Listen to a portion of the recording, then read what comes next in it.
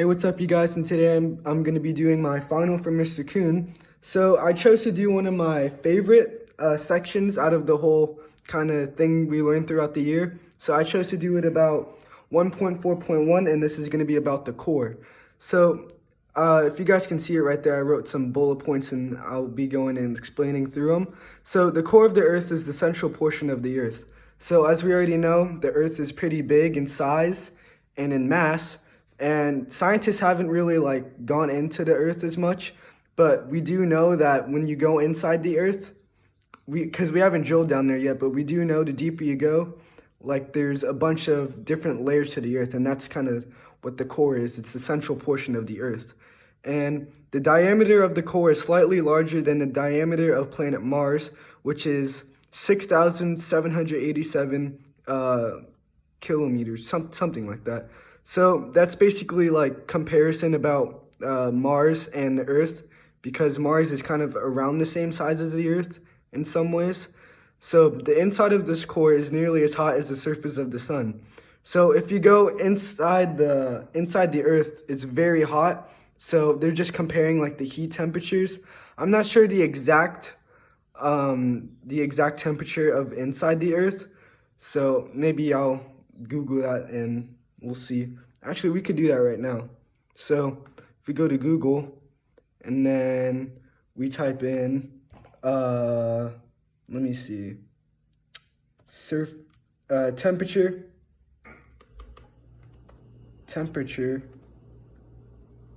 of inside the Earth.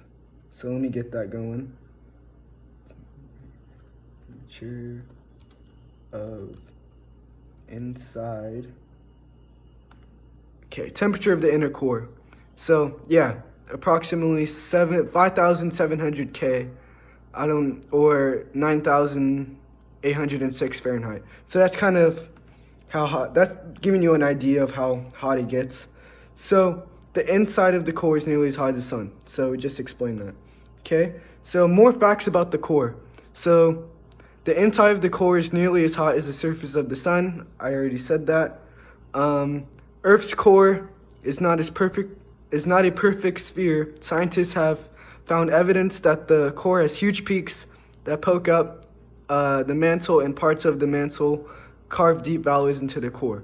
So I think in a lot of textbooks and stuff like that, they show that the core is kind of a perfect circle, but scientists have gone in and researched a bunch of stuff, and they found out that there's different levels and peaks and height in the core and stuff like that. So it's not making a perfect circle. So that's kind of what that's explaining right there. And then seismic waves. So seismic wave is a energy that travels through the Earth. So basically there's a bunch of kinetic energy that's moving throughout the Earth and pushing through the core, and a lot of stuff that's moving around. So the P wave is the fastest seismic wave, which travels only through solids, liquids, and gases. So what this is talking about is that the energy that's moving throughout the Earth, this specific P wave is only traveling through solids, liquid, and gases. So the different energy waves can travel through specific things. So this one's only going through that. But with the S wave, it's the seismic wave that travels only through solids. So as you guys can see, the S waves aren't going to move through the liquids and gases because it's only traveling through the solids. So different energy things just travel through only specific things.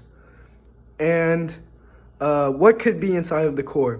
Even though geologists have not drilled directly into the core, they have gathered information about the core, measuring the speed and behavior of seismic waves as they travel through the Earth.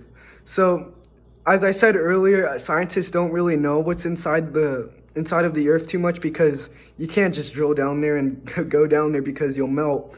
So through evidence and research, they have discovered a bunch of different things that could be inside of the Earth, down there. And there's a lot of fossil evidence too, rocks that show how hot it gets, and a lot of stuff like that. And the heat inside the core keeps currents of molten iron and other metals consistently flowing throughout the outer core. So it's kind of like the rock cycle in some way, like a lot of things are just moving around in a cycle and pushing up and going back down. So that's kind of what's happening there. And if I go to the next slide really quick, it's going to be about the pressure inside the earth. So the deeper you go into the earth, pressure and temperature increases. The inner core is the most dense layer because of its composition. So I know I did another kind of project on something like this, but it's kind of similar to like how the ocean works. And if you're on like the surface of the ocean, there's not really much pressure at all. But the deeper you go down into the ocean, the more pressure builds up and you're kind of getting squished. So dense means closely compacted in substance. So that's kind of what's happening as you go down into the core. So the entire Earth creates an enormous field called the magnetosphere.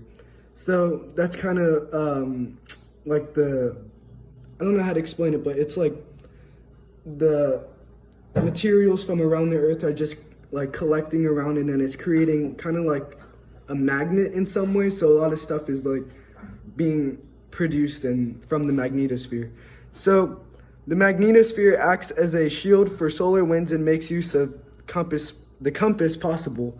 So yeah, so as I said, it's kind of like a magnet in some ways for a lot of things. So it's good that it protects us from solar winds because we don't want that. And the compass is really useful for us because we use it to like for a lot of things like getting around. And if you're in like the mountains and you need a compass, you need to know if you're going northeast, south, or west, and a lot of stuff like that. So that's kind of it for the my chapter kind of presentation thing, and I hope you guys enjoyed listening to this. And yeah,